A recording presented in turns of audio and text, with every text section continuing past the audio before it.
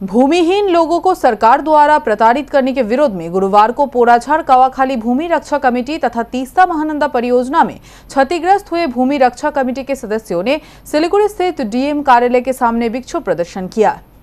गुरुवार को कमेटी के सदस्यों ने महानंदा ब्रिज से रैली निकालकर डीएम कार्यालय के सामने आकर जमा हुए।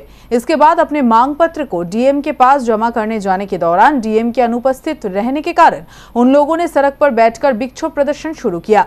उनका आरोप है कि पोराझाड़ कवाखाली इलाके की जमीन अधिग्रहण किए जाने के बावजूद 150 असंतुष्ट परिवारों में से मात्र 52 परिवारों को ही जमीन वापस प्रदान की गई, लेकिन बाकी परिवारों को जमीन वापस नहीं की गई है। इसके साथ ही 10 कट्ठा से कम की जमीन देने वाले परिवारों को किसी दूसरे स्थान पर जमीन देने, 250 परिवारों को निर्माण किए गए बहुतल देने का आश्वासन सरकार की ओर से दिया गया था, लेकिन कोई भी आश्वासन को पूरा नहीं किया गया। इसलिए उनका मांग है कि अविलंब सरकार द्वारा दिए गए आश्वासन को पूरा किया जाए, नहीं तो वे लोग बृहत्तर आंदोलन करने को बाध्य होंगे। আমরা এখানে আজকে পরিষ্কারভাবে ডিএম এর কাছে জানতে চাই যে কথাগুলো আমরা বলিনি, আপনারা যে প্রতিশ্রুতিগুলো দিয়েছিলেন সে প্রতিশ্রুতিগুলো রক্ষা করবেন কিনা, আর যদি রক্ষা না করেন তাহলে আমরা বারবার আর ডেপুটেশন দিতে আসবো না।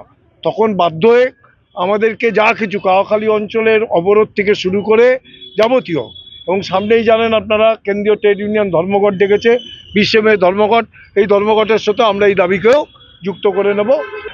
একটা হচ্ছে তিস্তা মহানন্দা ভূমি রক্ষা কমিটি, আজকে বামফ্রন্টের সময় তাদেরকে যেই জাতীয় প্রকল্পের নাম করে এটা নেওয়া হয়েছে, এই যাদেরকে ওখান থেকে তুলে দিল তাদেরকে আজও 5 কাঠা করে জমি দেওয়া হয়নি, যাদেরকে সরকারি চাকরি দেওয়ার কথা ছিল দেয়নি।